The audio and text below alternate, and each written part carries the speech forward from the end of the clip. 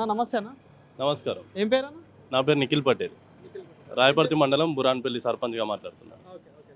So అంటే ఇప్పుడు municipal elections వస్తూ ఉన్నాయి. సో పాలకుర్తి నియోజకవర్గంలో తొర్రూరు మున్సిపాలిటీ ఉంది.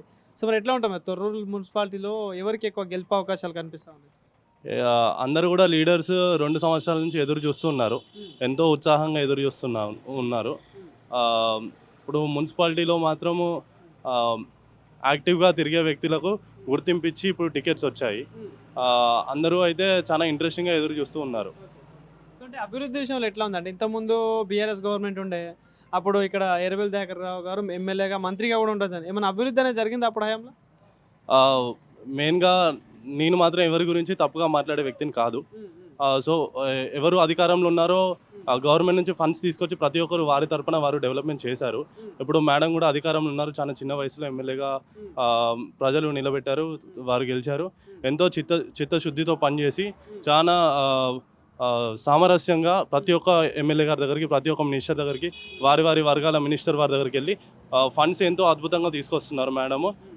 ఒకవేళ కాంగ్రెస్ పార్టీ అధికారంలో ఉన్నది కాబట్టి, పదవిలో ఉన్న కాంగ్రెస్ పార్టీ అధికారంలో ఉన్న అభ్యర్థిని గెలిపించుకుంటే మాత్రం తప్పకుండా వాళ్ళు 2.5 సంవత్సరాలు 3 సంవత్సరాలు సేవలు చేసి వర్కులు చేసి తప్పకుండా న్యాయం చేస్తారు ప్రజలకి.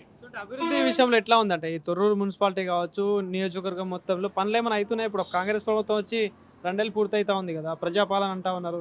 సో కనిపిస్తుందా అభివృద్ధి?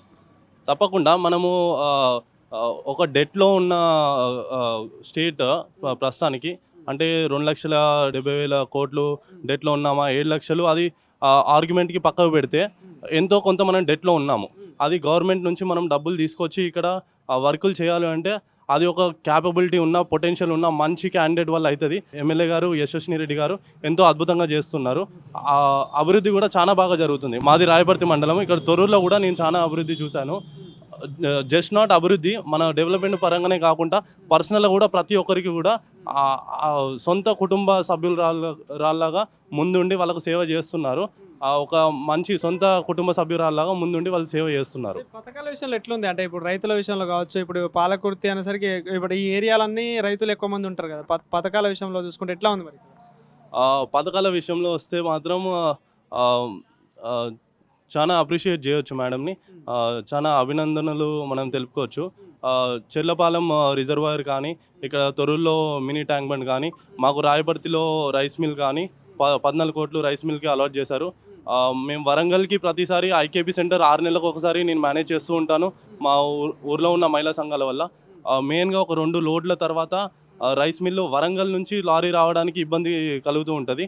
అదే మాకు రాయపర్తిలో ఒక రైస్ మిల్లు అలాట్ చేశారు కాబట్టి ఆ విధంగా ప్రతి దాంట్లో ప్రతి సెగ్మెంట్లో కూడా వాళ్ళు ముందుకు వచ్చి అభివృద్ధి అనేది తప్పకుండా చేస్తున్నారు. ఎంతోమంది బురద చల్లుతూ ఉంటారు, రాళ్ళు వేస్తూ ఉంటారు, కానీ అభివృద్ధి మాత్రం తప్పకుండా జరుగుతుంది.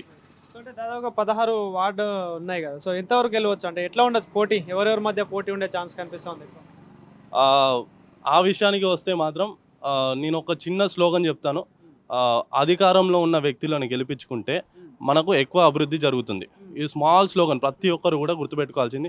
అధికారంలో ఉన్న వ్యక్తులకు వాళ్ళకు టికెట్ ఉట్టిగానే రాలేదు. వాళ్ళు ప్రజలలో ఉండి ఎల్లవేళలో ప్రజలలో ఉండి సేవ చేసుకుంటే మాత్రమే టికెట్ వచ్చింది వాళ్ళకి. అధికారంలో ఉన్న వాళ్ళని గెలిపించుకుంటే తప్పకుండా న్యాయం జరుగుతుంది.